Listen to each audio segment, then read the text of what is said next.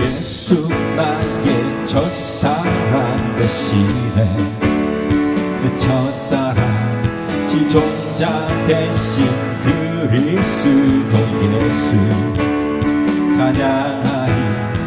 보좌 앞에 나의 삶이 향기로운 제사로 주께 드려지기 원하네. 보좌 앞에 나의 삶이 향기로운 제사로 주께 드려지기 원하네. 오직 주만 바라보며 나의 삶을 드리네. 다른 길은 찾지 않으리. 나의 온전한 열정과 나의 찬양 되시네. 주의 길을 따라가리라. 예수 나의 첫사랑 대신에 첫사랑 지존자 대신 그리스도 예수 찬양하리. 보좌 앞에 나의 삶 향기로운 제사로 주께 드려지기 원하네. 보좌 앞에 나의 삶 향기로운 제사로 주께 드려지기 원하네. 오직 주만 바라보며 나의 삶을 드리네. 다른 길은 찾지 않으리. 나의 온전한 열정과 나의 삶을 대신에 주의 길을 따라가리라. 오직 주만 바라보며 너의 삶을 드리네. 다른 길은 찾지 않으리. 나의 온전한 열정과 나의 찬양 되시네. 주의 길을 따라가리라.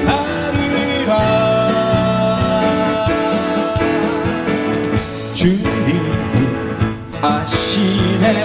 주 사랑하는 맘 이전보다도 주님 알기 원해. 내 마음 다하여 주님께 고백해. 주님만을 내 삶 드리기 원해. 위대하시원 내 마음의 한 소망 언제나 주와 함께. 언제나 주와 함께. 예수 나의 영혼해. 구세주 영원 무궁히 주님만을 나 찬양하리 예수 나의 영혼의 구세주 영원 무궁히 주님만을 나 찬양하리 주님은 아시네 주 사랑하는 맘 이전보다 더 주님 알기 원해 내 마음 다하여 주님께 고백해 주님만 위해 내 삶 드리기 원해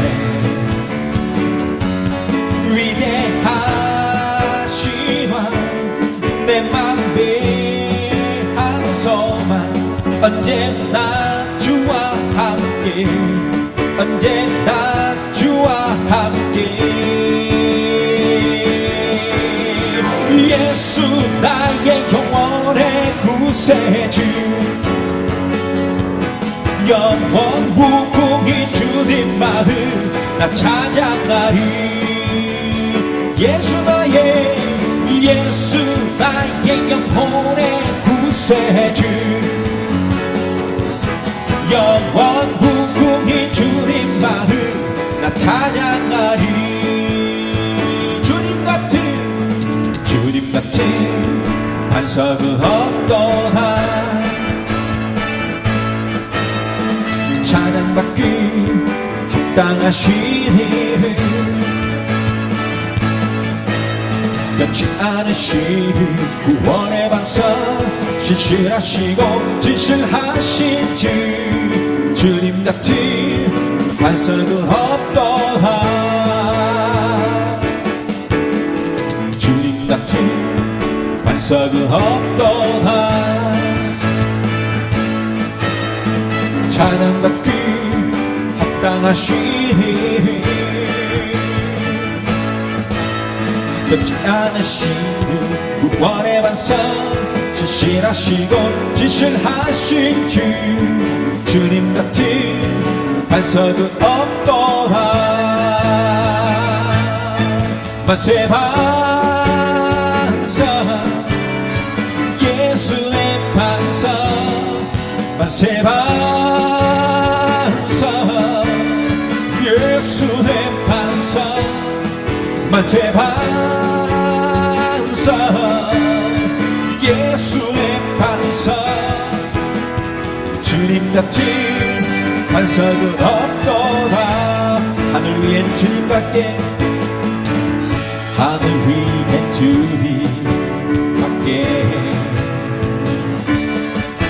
내가 사모할 자 이 세상에 없네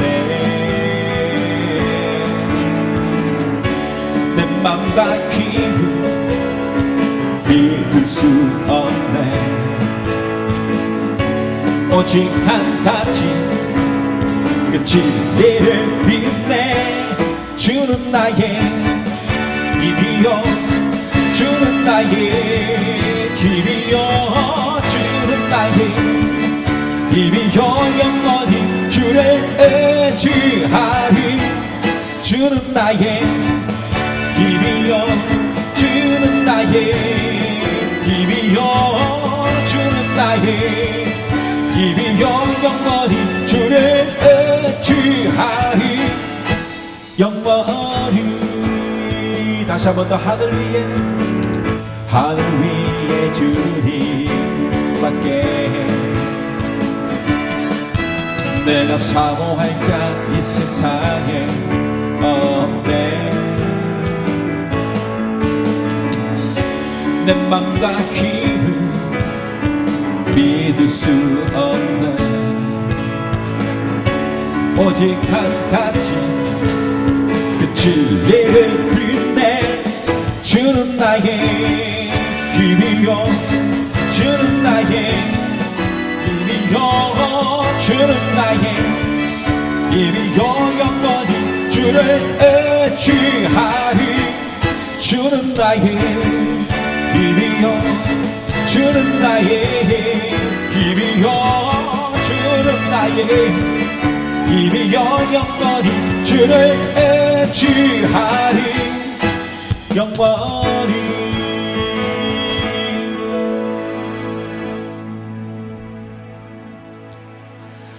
예수 나의 좋은 치료자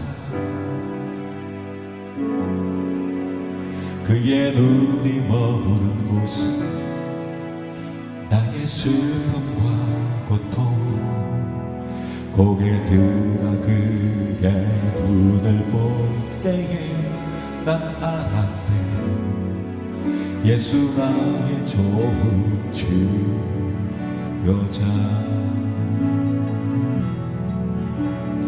예수 나의 좋은 치료자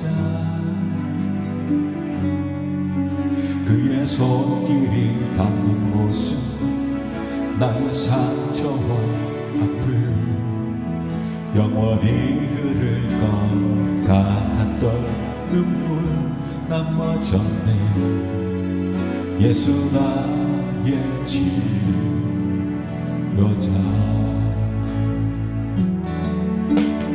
나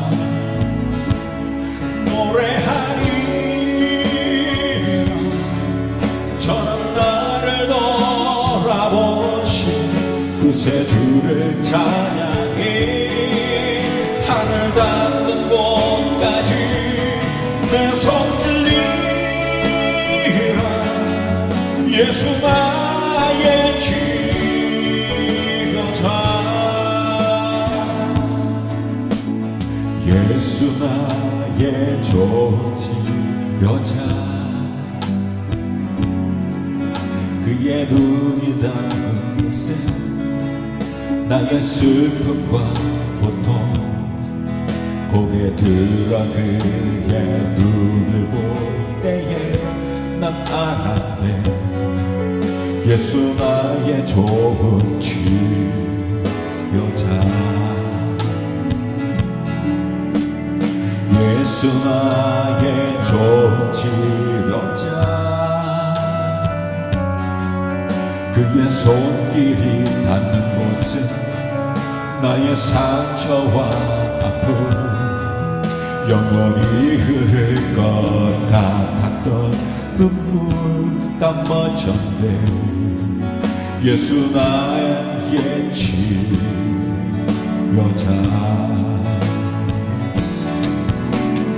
나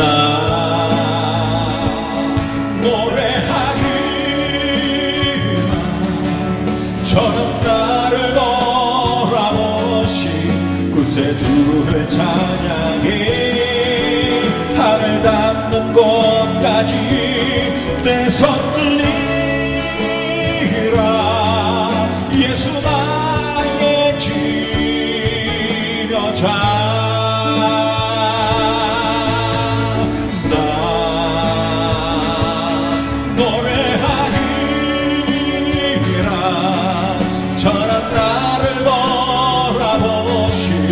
구세주를 찬양해 하늘 닿는 곳까지 내 손 들리라 예수 나의 치료자 나 노래하리라 나 노래하리라 저는 나를 돌아보신 구세주를 찬양해 하늘 닿는 곳까지 내 손 들리라 예수 나의 치료자 나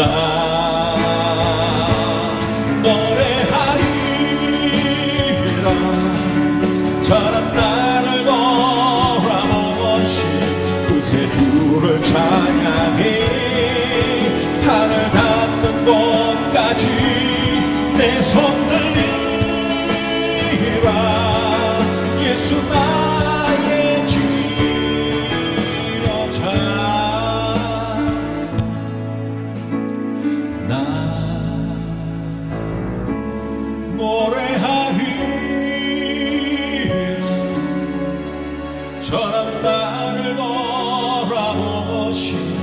구세주를 찬양해 하늘 닿는 곳까지 내 손 들리라. 예수 나의 지려자.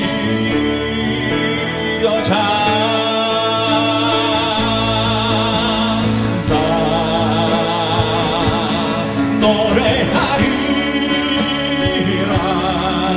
저는 나를 돌아보시 구세주를 찬양해 나를 닿는 곳까지 내 손 들리라. 예수 나의 지도자.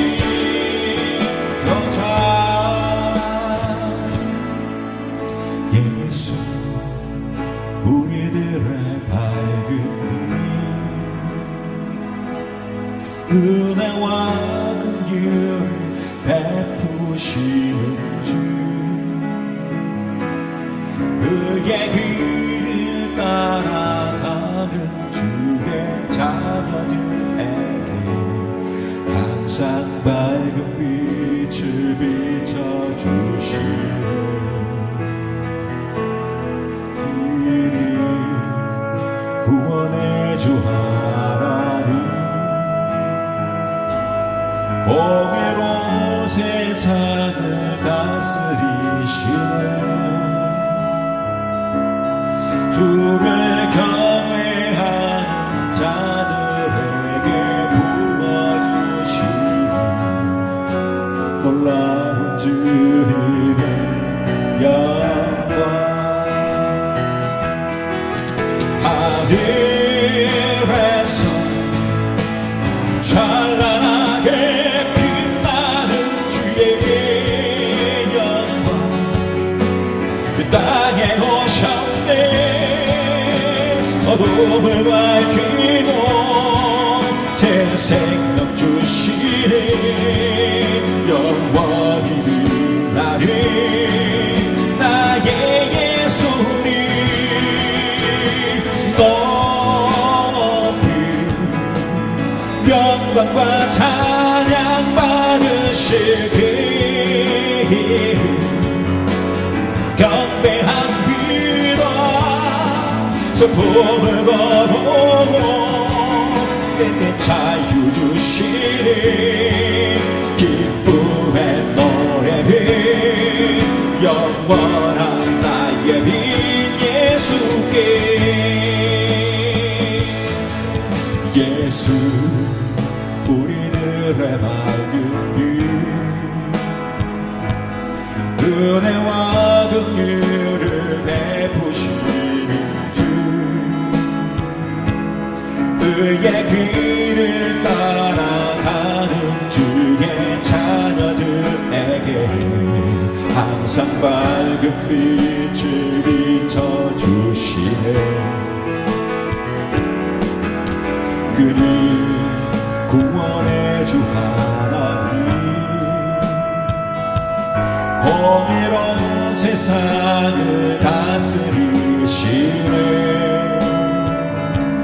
주를 경외하는 자들에게 부어주시는 놀라운 주님의 영광. 하늘에서 찬란하게 빛나는 주의 영광. 이 땅에 오셨네. 어둠을 밝히고 새 생명 주시네. 영원히 빛나는 나의 예수님. 높이 영광과 찬양 받으실 주의 경배합니다. 슬픔을 거두고 내게 자유 주시네. 기쁨의 노래를 영원한 나의 빛 예수께. 하늘에서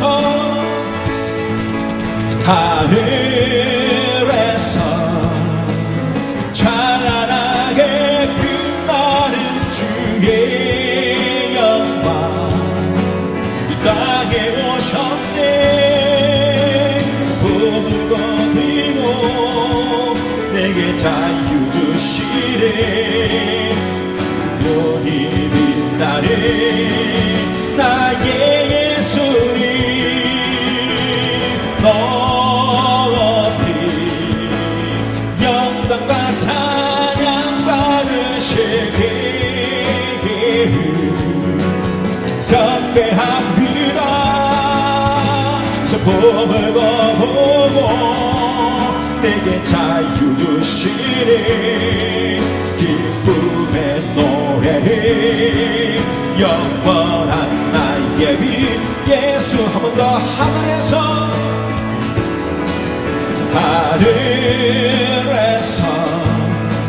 찬란하게 빛나는 주의 영광 이 땅에 오셨네. 어둠을 밝히고 새 생명 주시네. 영원히 빛나네 나의 예수님.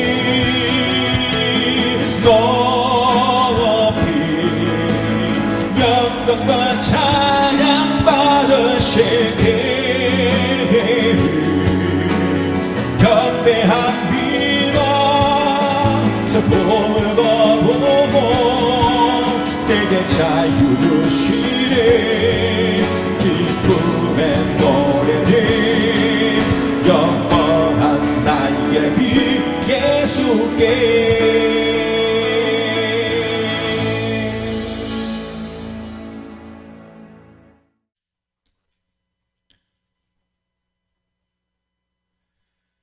함께 나눌 하늘 말씀은 마가복음 12장 38절로 44절까지 말씀입니다.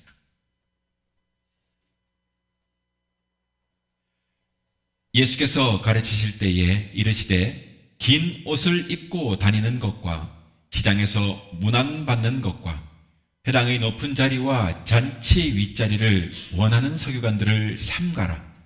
그들은 과부의 가신을 삼키며 외식으로 길게 기도하는 자니 그 받는 판결이 더욱 중하리라 하시니라. 예수께서 헌금함을 대하여 앉으사 무리가 어떻게 헌금함에 돈 넣는가를 보실세. 여러 부자는 많이 넣는데 한 가난한 과부는 와서 두 렙돈 곧 한 고두란 틀을 넣는지라. 예수께서 제자들을 불러다가 이르시되 내가 진실로 너희에게 이르노니 이 가난한 과부는 헌금함에 넣는 모든 사람보다 많이 넣었도다. 그들은 다 풍족한 중에 넣었거니와 이 과부는 가난한 중에서 자기의 모든 소유 곧 생활비 전부를 넣었느니라 하시니라. 아멘. 오늘은 마가복음 12장 38절로 44절까지 말씀을 통해서 주님의 판단이라고 하는 제목으로 말씀 나눕니다. 귀한 은혜가 있기를 바랍니다. 우리가 사람을 판단할 때 먼저는 처음 보는 그 느낌이나 직관에 의지하고 대화나 관계를 계속 맺으며 그 성격을 보게 됩니다. 그래서 제 아무리 나는 사람을 우리가 겉모습으로 보지 않는다고 그 말하는 사람이 있다 해도 우리들이 사람을 보는 관점을 한마디로 말한다면 외모를 보고 판단한다 라고 할 수 있을 것입니다. 그러니까 끼리끼리 어울린다 하는 말이 있는 것이 아니겠냐 하는 것입니다. 결국은 자기 입맛에 맞는 사람들과 어울리게 되는 것이고 쓴소리하는 사람과는 적이 되거나 척지게 되는 것입니다. 그러나 우리의 이러한 모습과 달리 하나님은 사람을 보실 때에 그 마음의 중심을 보고 판단한다고 성경은 말하고 있습니다. 그러니 결국 하나님의 판단과 사람의 판단은 근본적으로 다를 수밖에 없는 것입니다. 오늘 본문에는 그 헌금에 대한 이야기가 나오고 있어요. 그리고 여기에 이 세 부류의 등장인물이 나타납니다. 저는 오늘 이 본문을 통해서 예수님께서 이 본문에 나타나는 이 사람들을 각각 어떻게 판단하시는지 함께 살펴보면서 은혜를 나누고자 합니다. 오늘 등장하는 인물 중에 첫 번째로 본다면 서기관들이 있습니다. 예수님께서는 이들을 외식하는 종교인으로 보았어요. 그 위선을 그래서 책망하십니다. 서기관들은 바리새인들과 마찬가지로 백성들에게 존경의 인사를 받고 또 잔치나 공식적인 연회석상에서 항상 윗자리, 가장 좋은 자리, 높은 자리에 앉을 수 있는 위치에 있는 사람들입니다. 한마디로 말한다면 존경받아야 할 그 높은 지위의 사람들이다 할 수 있는 것입니다. 그러나 오늘 본문에서 예수님께서는 오히려 이러한 서기관들의 그 모든 행동과 그 일들이 마침내는 준엄한 판단을 받아야 하는 일로서 여기셨습니다. 왜냐하면 그것은 바로 그들의 위선 때문입니다. 이들의 폐단과 죄상은 다음 몇 가지로 볼 수 있어요. 첫째는 본다면 서기관들은 말과 행동이 달랐어요. 불일치했습니다. 언행일치를 이루지 못했어요. 이들은 나름 자신들의 삶의 율법이 구체적으로 적용되기 위해서 율법을 매우 세부적으로 해석하는 일을 그 일에 골몰했어요. 그렇게 하여 가지고 만든 율법 해석서들이 무려 50권에 이를 정도로 엄청난 그 율법들을 해석했습니다. 이러한 율법 해석들 중에는 지키기가 참 어려운 부분도 있었지만 어떤 내용은 지키면 참 좋은 내용도 물론 있었습니다. 하지만 당시 바리새인이나 서기관들은 자신들이 만든 것을 백성들에게 강요하면서 정작 자신들은 잘 지키지 못했습니다. 이러한 현상은 오늘날도 별반 다르지 않습니다.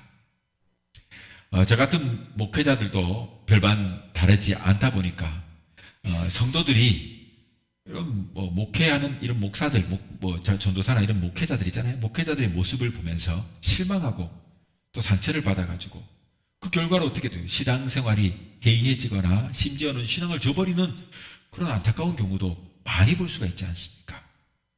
이처럼 신앙적인 삶이란 말하기는 쉽지만 이것을 행하기는 참 어려운 것이고 또 신앙생활이란 비판하기는 쉬워도 스스로 모범을 보이는 그 삶을 살기는 참으로 힘든 것입니다. 또 둘째로 이들 서기관들은요, 그들은 외식에 문제가 있었습니다. 바리새인과 서기관들의 외식 중에 특별히 예수님은 경문과 옷술에 관한 외식을 지적해요.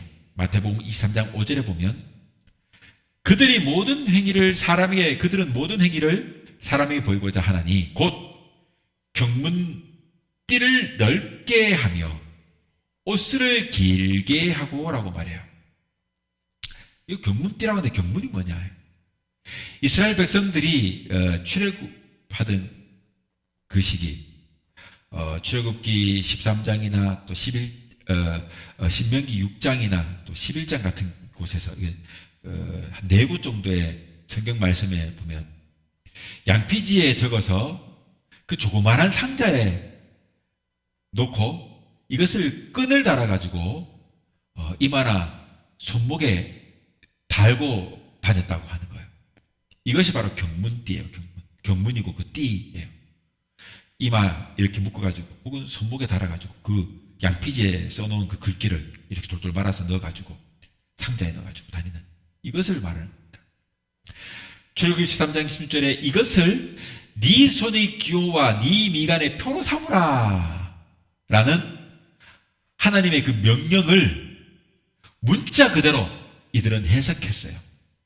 그래서 이것을 실행하기 위해 가지고 내 손에 기호와 내 미간에 표로 삼으라니까 미간에 띠를 이마에 이렇게 하고 손에 하니까 손목에 해가지고 상자에 넣어가지고 끌고 다니니까 들고 다니니까 이 말이 돼.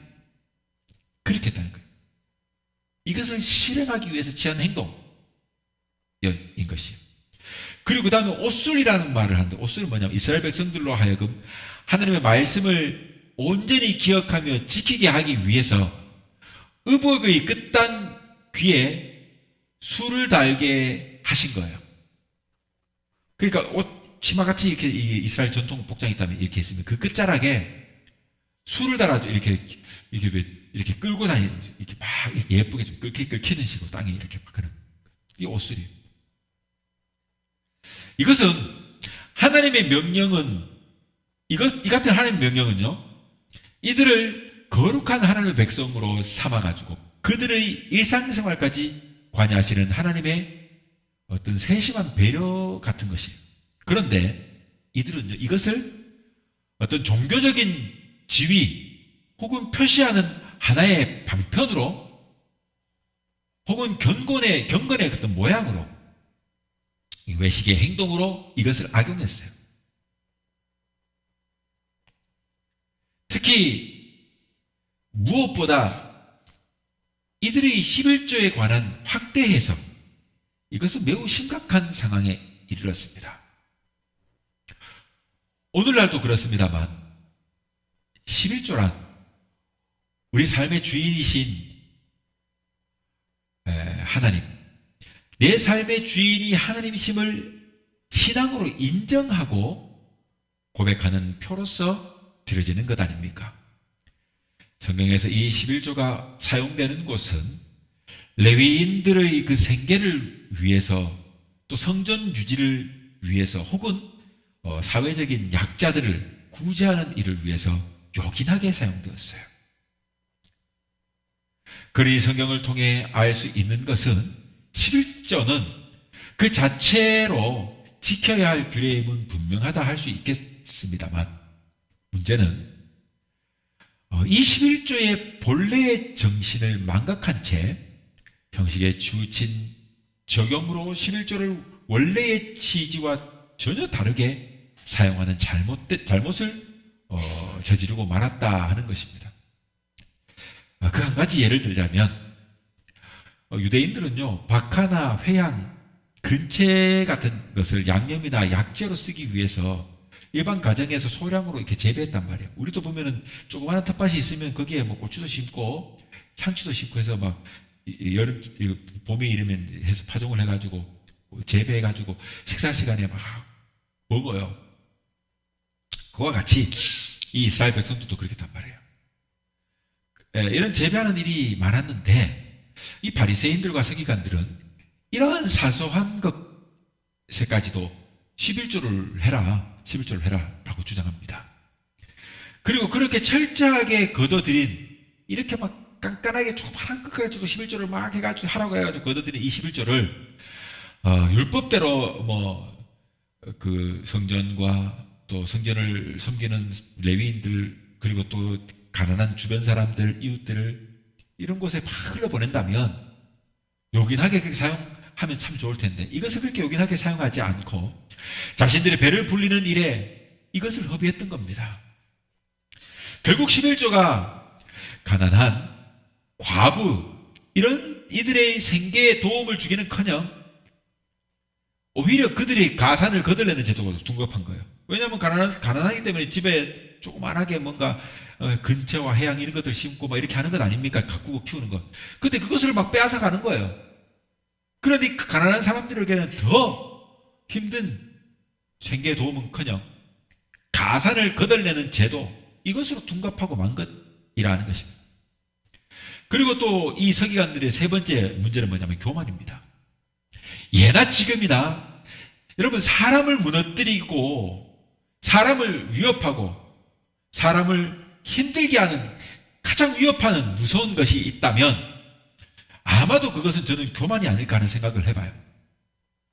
교만은요, 패망의 지름길이에요. 선봉입니다. 그래서 잠언이 그렇게 말하고 있는 것 아닙니까? 그러니 사람은 그만큼 사람이 교만을 멀리하는 것 참 필요함에도 불구하고 사람은요, 교만을 멀리하는 것 또한 여간 어려운 것이 아니에요. 누구든지 주변에서 자기를 막 이렇게 막 좋은 말 해가면서 막 존대해주면 갑자기 우쭐거려지고 싶어지고 막 남들에게 막 자랑 삼아 막 싶어지고 그러다 보니까 교만해지는 거잖아요.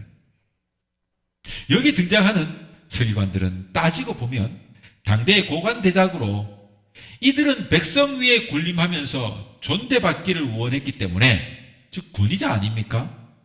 그들 자신들도 지키지 못하는 온갖 엄중하고 엄격한 계명을 만들어서 율법이라는 명명 안에서 장황하게 설교하고 또한 그 권위와 권세의 상징과도 같이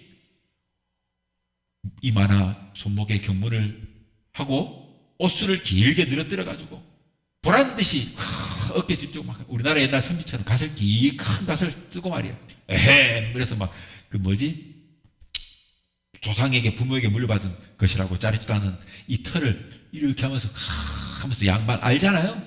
그렇게 체면치레 하는 겁니다. 그렇게 자기를 과시하는 거예요. 보란듯이. 이런 바리새인과 서기관들과 같은 이런 자들은 사실 어느 시대 어느 세대 동서고금을 막론하고 있는 것 아닙니까? 그러니 지도자든 평신도든 직분이 있든 없든 저나 여러분 우리는요 이 바리새인과 서기관들의 이 누룩을 조심해야 하는 것입니다. 그러니 이러한 위선과 외식과 교만이라는 이 누룩에 오염되지 않으려면 무엇보다 예수님에게서 우리는 뭘 배워야 될까요? 바로 겸손을 배워야 돼요. 하늘의 영광 보좌를 버리고 왕자의 자리를 버리고 낮고 천한 이 땅에 인간의 몸으로 그것도 보통 정돈된 곳이 아니라 말구유에서 나시니 이 예수로부터 우리는 겸손을 배워야 된다. 자, 두 번째 등장하는 인물 누굽니까? 부자예요. 이들은 헌금을 많이 하고도 지금 칭찬받지 못했습니다. 예수님께서 성전의 헌금함 앞에 부자의 헌금하는 것을 보셨고 분명히 많은 금액을 헌금하였는데 지금 칭찬하시지 않습니다. 사람들은 부자의 많은 헌금을 보고 어떻게 할까요? 우와, 칭찬해. 헌금을 많이 한 걸 보면 칭찬하지 않겠습니까? 예수님이 칭찬하지 않았다고 해서 여러분 그렇다고 그 부자가 바친 그 헌금, 그 행위가 결코 잘못된 것은 아니에요. 헌금한 것은 귀한 것이에요. 당연히 헌금한다는 것은 매우 중요한 신앙의 덕목입니다. 그러나 문제는 예수님께서는 헌금의 액수, 그 크기에 의미를 두지 않았던 것이죠. 마음과 정성을 지금 말씀하시는 것입니다. 부자가 많은 헌금을 하면서 만약 그 마음과 그 정성에 그 새겨져 있는 그 의미가 깊다면 아마도 예수님은 칭찬하셨을 거예요. 그러나 그 이유가 그 후에 나옵니다. 지금 부자는 자기의 풍족한 것 중에 부자는 풍족해요. 그 풍족한 많은 재물 중에 재산이 1조가 있는 사람이 예를 들어서 1,000억이 있는 사람이 헌금을 200만 원, 300만 원 하면 혹은 1,000만 원을 하면 우리는 많아 보이지만 1,000억 가진 사람이 1,000만 원이 많은 건 아니잖아요. 즉 풍족한 중에 얼마를 바친 것입니다. 그러기 때문에 예수님의 칭찬은 받을 만한 그런 연보가 되려면 부자의 수준에 맞추어야 한다 이 말인 거예요. 그런데 지금 세상 사람들의 수준에는 지금 많은 헌금인 거예요. 그러나 예수님은 세상 사람 수준에 맞추지 말라는 거예요. 즉 다윗을 통해 우리가 보듯 사람은 외모를 보나 또 현상을 보나 그 양을 중요시하나 주님은 마음의 중심을 그 처지를 헤아려 판단하신다. 다윗의 교훈을 통해 알지 않습니까? 하나님은 결코 치우침이 없으신 분이십니다. 하나님의 판단에는 치우침이 없어요. 항상 하나님은 그러하셨어요. 그 마음의 중심, 그 진실함, 외모를 보지 않으셨어요. 그 상황과 현상을 보지 않으셨어요. 그 양을 중요시 하지 않으셨어요. 주님은 언제나 결코 치우치지 아니하시고 하나님은 판단하시기를 그 마음의 중심과 그 처지를 헤아려 보셨다는 것을 잊지 말아야 돼요. 자, 이번 주에 세 번째로 등장하는 인물이 바로 과부예요. 과부. 이 여인은 아주 작은 헌금을 드렸잖아요. 2렙도. 그러나 오늘 성경에 보니까 예수님이 칭찬하십니다. 칭찬해요. 성전에는요, 제사장의 뜰이 있고, 구조가 그래요. 이스라엘의 뜰이 있어요. 이거 남자들이 다니는 곳인데, 뜰이 있어요. 그 다음에 여인의 뜰이 있습니다. 여자들이 다니는. 그 다음에 이방인의 뜰이 있었어요. 여기서 여인의 뜰에는요, 마치 나팔 모양과 같은 그렇게 생긴 13개의 헌금함이 놓여 있었다고 합니다. 그리고 그 중에 9개는 성전세, 그리고 재물을 위한 헌금함이었고, 4개는 각종 구제를 위한 헌금함이었습니다. 여기 이 가난한 과부는요, 지금 단지 2렙돈을 헌금합니다. 여기 이 2렙돈이라고 하는 화폐 단위는요, 팔레스타인에서 통용되는 돈 중에 가장 적은 단위의 동전입니다. 동전. 노동자들이 하루 품삯인 한 데나리온의 128분의 1 정도에 해당하는 그런 가치를 지녔다고 해요. 대충 2렙돈이었으니까 뭐 좀 크게 본다고 해, 우리나라 동전으로 본다면 뭐 그냥 우리나라 동전으로 대충 본다고 해서 그냥 뭐 500원짜리 동전 한 2개? 뭐 한 1,000원 정도? 이것도 사실 크게 본 거잖아요. 128분의 1이라고 하니까. 뭐 한 100원쯤, 뭐 이 정도 되는 것밖에 안 되잖아요. 어쨌거나, 좀 좋게 봐가지고, 500원짜리 동전 2개 1,000원, 뭐, 우리도 예전에는 교회 헌금하면 1,000원짜리 한 개 달라는데 가지고 오고 그랬었어요. 예? 아무튼. 그런 금액 정도로 보면 될 듯 하지 않겠습니까? 좋게 봐도. 그런데 여러분, 지금 이 액수를 보아서는 이 부자와 비교도 안 될 그런 금액입니다. 그러나 주님께서는 이 부자의 헌금보다가도 이 과부의 헌금을 더 많이 헌금으로 인정해 줍니다. 자, 그 이유는 다음과 같아요. 첫 번째는 과부는 자기 생활비 전부를 지금 드리는 거예요. 44절에 보니까. 과부가 바친 금액이 비록 적으나 그것은 하루 벌어 하루 먹고 사는 일용 근로자가 가질 수 있는 생활비 전부를 넣었기 때문에 가장 많은 헌금을 한 것이라고 칭찬하신 겁니다. 예수님의 눈에 비춰진 과부의 헌금 태도는 지금 자기 생존에 필요한 생활비, 곧 생명을 헌신한 것이다 라는 것으로 간주한 것입니다. 이 과부에게 있어서 참으로 중요한 점은 자기의 것을 하나님께 다 바치는 그런 정신이었다. 바로 여기에 헌금의 올바른 자세와 교훈이 있는 것입니다. 헌금은 우리의 것 중에 일부를 바치는 것이 아니라 우리의 것을 다 바치는 정신으로 바치는 거예요. 여러분, 사실 우리가 누리고 있는 것들 있잖아요. 이런 누리고 있는 온갖 모든 것들이 사실은 다 하나님으로부터 오는 것 아닙니까? 그러므로 하나님께서는 하나님께 전부를 바치는 그런 자세로 드리는 헌금, 이것을 당연히 기뻐 받으시는 것 아니겠습니까? 다 내 건데, 원래 내 것 아닙니까? 원래 하나님 것이니까 원래 내 건데, 야, 네가 지금 다 내가 너한테 줬는데 그 중에 조금 아이고 뭐 고맙습니다 주는 게 아니고 어차피 하나님 거니까, 그래서 주니까 얼마나 기특하고 하나님께서 기뻐하시겠냐 이 말이에요.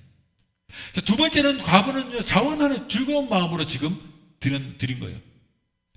헌금은 돈이 많고 적음에 있지 않아요. 얼마만큼 자원하여 즐거운 마음으로 바쳤느냐, 여기에 달려 있는 거예요. 아무리 많은 헌금을 바쳤다 해도 자원하는 마음으로 바치지 않았다면 하나님께서 기뻐 받으시지 않는 헌금이 되고 마는 것입니다. 만일 과부가 아무리 그날의 생활비 전부를 털어 바쳤다 하더라도 억지로 하였다면 예수님이 칭찬을 들을 수가 없었을 것입니다. 이스라엘 백성이 여러분 광야에서 성막을 짓게 되었을 때 모세는 백성들에게 자원하여 즐거운 마음으로 하나님께 예물을 드리기를 권했잖아요. 이와 같이 성경을 통해 가지고 우리가 볼 때 알 수 있는 것, 헌금에 깃든 우리의 마음, 이 마음은 하나님을 기뻐 받으실 수 있도록 하는 것입니다. 자, 세 번째로 또 과부는요, 감사하는 마음으로 드렸어요. 헌금을 바치는 일에 있어가지고 매우 중요한 것 중에 또 하나가 뭡니까? 바로 감사하는 마음 아닙니까? 헌금은 근본적으로 하나님의 구원에 대한 감사요, 의식주에 대한 해결에 대한 감사입니다. 그리고 사랑에 대한 감사하고 표현입니다. 그러므로 감사가 없는 헌금, 이것은 헌금이 아닌 것입니다. 다윗도 성전을 짓기 위한 헌금을 감사하는 마음으로 바쳤고, 이스라엘의 백성들도 성전을 수리할 때에도 그를 감사하는 마음으로 헌금을 바쳤습니다. 신약 성경에는 사도 바울이 헌금을 어떤 사랑의 표시다라고 사도 바울이 말하기도 했습니다. 하나님이 우리에게 받고 싶어 하는 것은 그러므로 헌금의 액수가 아니라는 것을 알 수가 있는 거잖아요. 뭘까요? 바로 감사하는 마음이에요. 감사한 마음 때문에 여러분 돈을 이렇게 모아가지고 하나님께 헌금하고 하는 것 아닙니까? 감사하는 마음 때문에 하는 거예요. 그런데 내 마음에 헌금을 바치려고 하는데, 하나님께 헌금을 드리고 싶은데 내 마음에 이것을 막 드리는데 막 꺼림칙하고 마음이 그러면 안 드리는 게 나아요. 그 사람이 기뻐하지 않는 거예요. 그러니 하나님께 드리는 헌금은 감사하는 거예요. 돈의 액수가 아니에요. 많고 적음 중요하지 않아요. 감사해야 돼요. 생각해 보십시오. 하나님이 우주 만물의 주인이고 창조주신데 뭐가 아쉬워가지고 우리에게 돈을 요구하신단 말이에요. 이 땅에 충만한 모든 것이 다 하나님의 것인데요. 그러니 우리가 잘 생각해 봐야 됩니다. 결국 삐뚤어진 교회와 교회 지도자들이 헌금 많이 하기를 강요하고 또 헌금의 종류도 다양하게 많이 만들어가지고 놓지 않겠습니까? 그리고는 헌금을 많이 내는 사람, 세상에서 명망 있는 사람, 권세자들, 이런 사람들을 막 교회의 직분자로 막 세워가지고 교회 일꾼으로 인정하는 거예요. 그러니까 막 교회가 여러분, 결국 이러한 상황이 헌금을 이상한 곳, 엉뚱한 곳에 사용하게 만드는 거예요. 물론 여러분, 부한 사람, 잘 사는 사람, 가진 사람이, 명망이 있는 사람, 그런 인사가 헌금을 많이 하는 것, 지극히 당연한 것 아닙니까? 그들은 그만큼 가진 재물을 그 물질에 대하여 하나님 교회를 위해 앞으로 더 책임을 다해서 살라고, 그렇게 쓰라고 하나님이 그에게 직분을 주고 그 정도 명망을 주고 그 정도의 재물을 주는 거 아닙니까? 그러나 그들이 그렇게 드리는 헌금의 마음과 정성, 감사와 기쁨이 결여되었다면 안 하는 만 못한 거예요. 차라리 자신과 교회에 더 나은 삶을 살려면 안 하는 게 낫다 이 말이에요. 그러니 주님의 뜻을 따라서 우리는 이제 감사의 마음으로, 지극히 감사의 마음으로 작은 재물이라도, 작은 물질이라도, 단돈 1,000원을 드리더라도 그런 마음으로 헌금을 해야 된다 하는 것을 잊지 말아야 된다 하는 것입니다. 이제 말씀을 맺겠습니다. 사랑하는 성도 여러분, 우리가 살다 보면 뜻하지 않게 어쩌다 사람은 속을 수 있을지 모르지만, 그러나 우리는 주님은 만원의 여김을 받으시지 않습니다. 어떻게 우리가 하나님을 속일 수 있습니까? 은밀한 중에도 계시고 우리를 보시는데 결코 하나님을 속일 수 없습니다. 다 아시는데요. 지금 두랫돈이라고 하는, 사람들이 보기에는 별 볼일 없는 동전 같은 돈이지만, 비록 작지만 이 가부는요, 그녀 자신의 삶의 전부를 지금 전부와 같은 물질을 헌금으로 바쳤어요. 그 마음과 삶의 자세, 주님이 기뻐하시고 좋아하셨고 그것을 칭찬하셨어요. 그러니 우리는 이것을 교훈 삼아야 됩니다. 이제 우리는 이 가난한 과부처럼 중심과 진실함과 감사를 가지고 하나님께 나아감으로 하나님을 기쁘시게 하는 그러한 저와 여러분이 될 수 있기를 주님의 이름으로 축원합니다.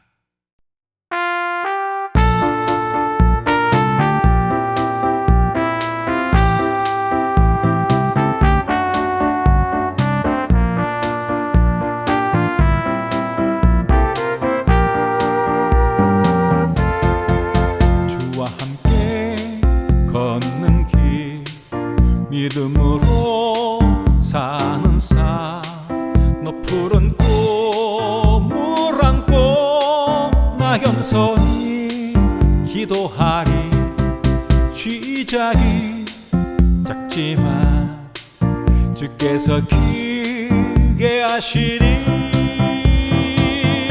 내 맘속에 평안이 주와 함께 걷는 이 걸음이 삶의 축복이 위해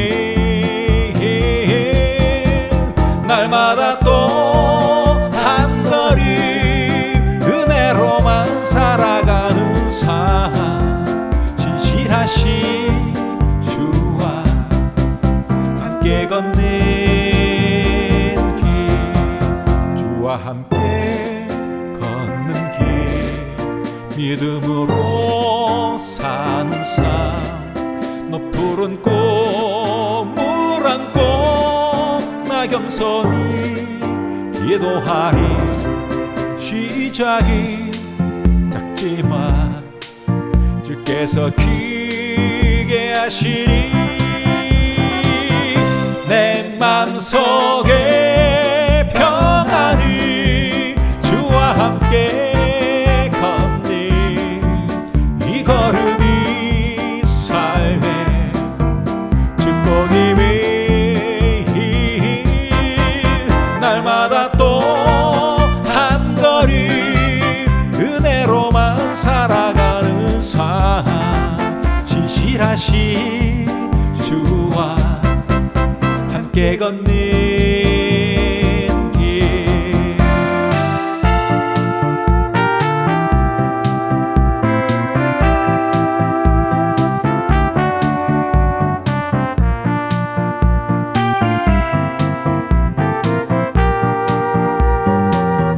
내 맘속에 평안을 주와 함께 걷는 이 걸음이 삶의 축복이 위해 날마다 또 한 걸음 은혜로만 살아가는 삶 신실하신 주와 함께 걷는 길 내 맘속에 평안이 주와 함께 걷는 이 걸음이 삶의 축복이 위해 날마다 또 한 걸음 은혜로만 살아가는 삶 신실하신 주와 함께 걷는